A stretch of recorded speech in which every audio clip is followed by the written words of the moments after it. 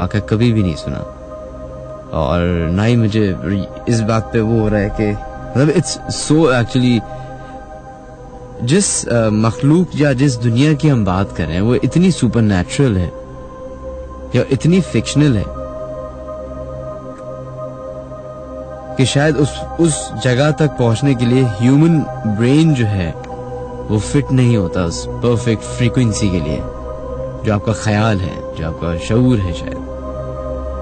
And eight times बहुत सारी चीजें इतनी फेरी टेल टाइप की लगती है कि लोग इसको या तो मजाक समझते हैं या झूठ समझते हैं या पता नहीं एक कहानी ही शायद समझते हैं, लेकिन this was actually very freaky के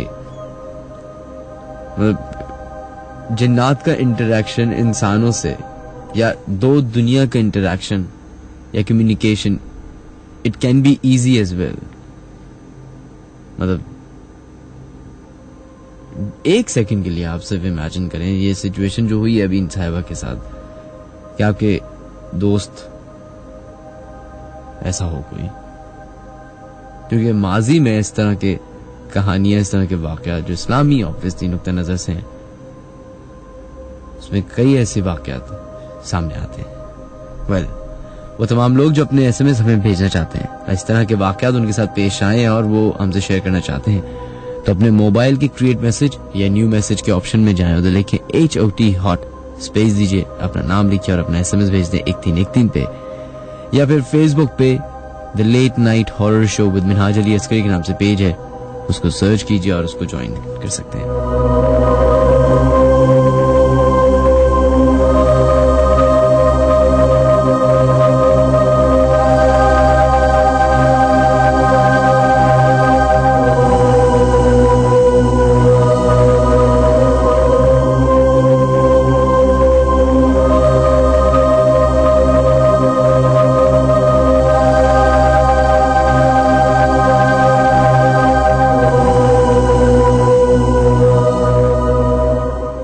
बढ़ते अपने नेक्स्ट कॉलर की तरफ और एक और वाकया इंक्लूड करते अपने शो में। देखते हैं लाइन पे कौन है मौजूद। हेलो, अस्सलाम वालेकुम। वालेकुम अस्सलाम जनाब, कौन है हमारे से लाइन पे मौजूद? फैसल बेग बात कर रहा हूँ।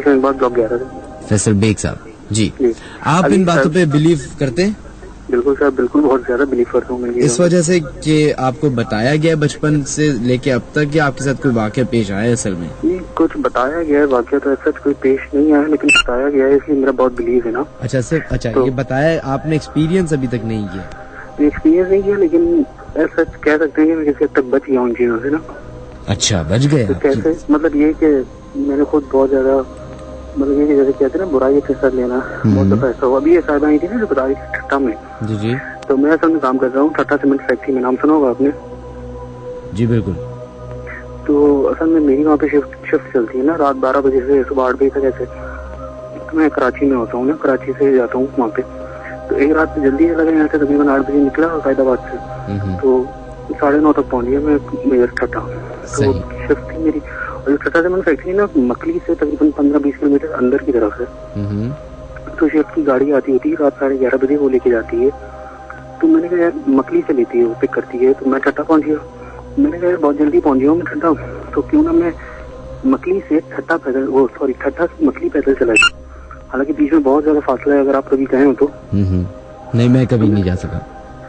बहुत ज्यादा फासला है, और ये कहेंगे चढ़ाई आती है, वाकई वहाँ पे चढ़ाई एक आती है ना।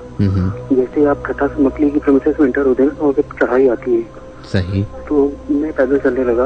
आप यकीन करें मिनाज, रात का टाइम, क्योंकि वो तो वैसे थोड़ा गाँव का इलाका है ना, तो काफी अंधेरा टाइम जल्दी हो जाता है वहाँ पे, मतलब कि इतनी ज्यादा लाइट्स वगैरह नहीं है वहाँ पे।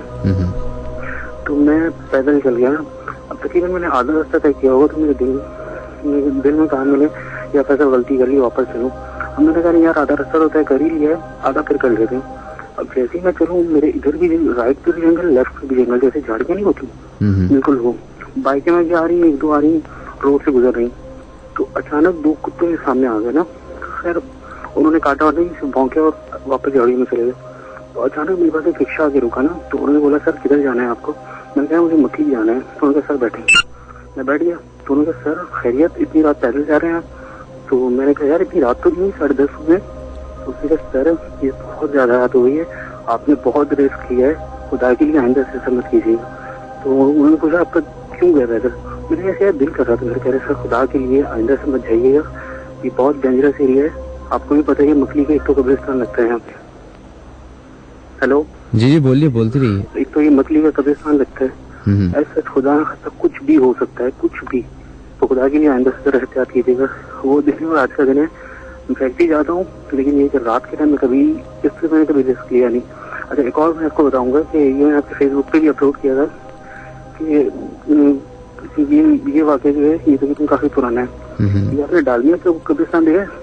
बिल्कुल, मेन डालमिया रोड पे है। मेन डालमिया रोड पे, तो मेरा दोस्त भी डालमिया में रहता है ना, तो आपको याद होगा जिस दिन पाकिस्तान 2007 की बात है, शायद आपको अजीब सा लगे कि पाकिस्तान आर्जेंट से हारा था ना जिस दिन, तो मैं बहुत टेंशन में था, तो मैंने अपने दोस्त के घर गया था, तो तकरीबन रात 3-3:30 बज गए थे, तो मैं उसके घर से निकला तो उसके वालिद की डेथ हो चुकी थी ना उसके, तो वो वही दफन है, क्या नाम है इसका, डालमिया के कब्रिस्तान। तो हम लोग अक्सर जाते रहते थे फातिहा के लिए, तो मैंने उसे बोला कि यार चलेगा कब्रिस्तान इस वक्त, तो उसने कहा तेरा दिमाग के लिए, मैंने कहा यार कुछ दिल कर रहा है मेरा।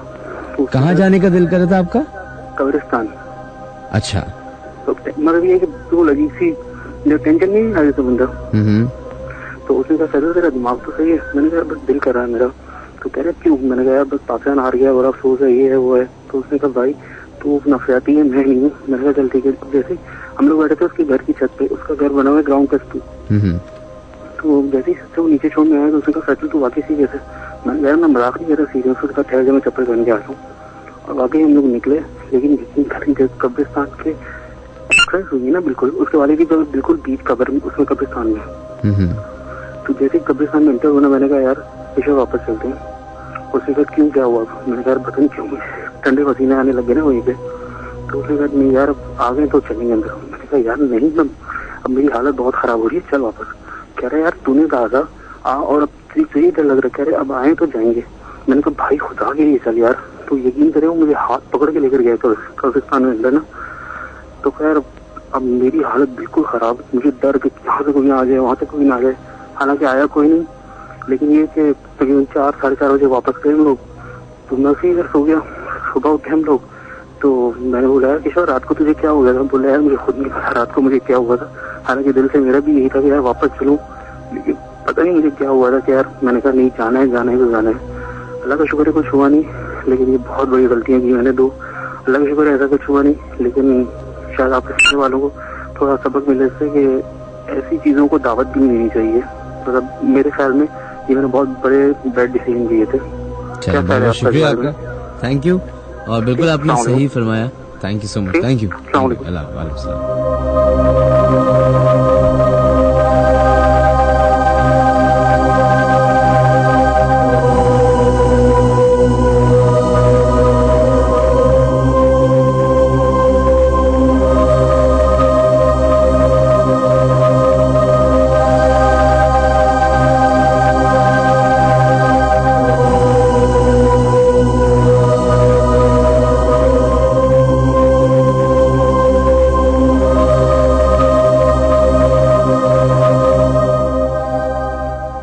चले जनाब बढ़ते हैं अपने नेक्स्ट कॉलर की तरफ, देखते हैं अब लाइन पे कौन है मौजूद। हेलो, अस्सलाम वालेकुम। वालेकुम अस्सलाम जनाब, कौन है हमारे से लाइन पे मौजूद? हिरा बात कर रही हूँ कराची से। जी हिरा साहिबा, आपका क्या वाक़या है?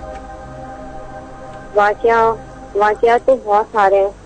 हाँ मैं वही हिरा जिसने अपने पेरेंट्स को मैंने आपको सुनाया था एक वाक़या, लास्ट में 1 वीक पहले की बात है। तो मेरे साथ बहुत सारे ऐसे वाक़यात पेश आ चुके हैं, तो इनमें से 2-3 छोटे वाक़यात मैं शेयर करना चाहूंगी आप सबसे। जी बिल्कुल। तो कुछ था कि शाह फैसल कॉलोनी में मेरी नानी रहती है, वहाँ से हम लोग जो है मैं और मेरी सिस्टर हम दोनों 1 नंबर की तरफ आ रहे थे शमा शॉपिंग सेंटर से। वहाँ पर एक शमा शॉपिंग सेंटर है, वहाँ से हम 1 नंबर की तरफ आ रहे थे। नानी रहती है शमा शॉपिंग सेंटर के फ्लैट में, ठीक है। नानी ने कहा कि बेटा मगरिब का वक्त हो रहा है, तुम लोग नहीं जाना इस वक्त, ठीक है। लेकिन हम लोग ने कहा नहीं नानी हमें मगरिब से पहले घर पहुँचना है। नानी कह रही बेटा सही नहीं होता, लेकिन हम लोगों को जैसे आने वाला नहीं नानी हमें जाना। हर हम निकल गए वहाँ से। जब हम वहाँ से निकले तो वहाँ पर एक इब्राहिम अली भाई की स्कूल है, ठीक है। वहाँ पर जो इब्राहिम अली भाई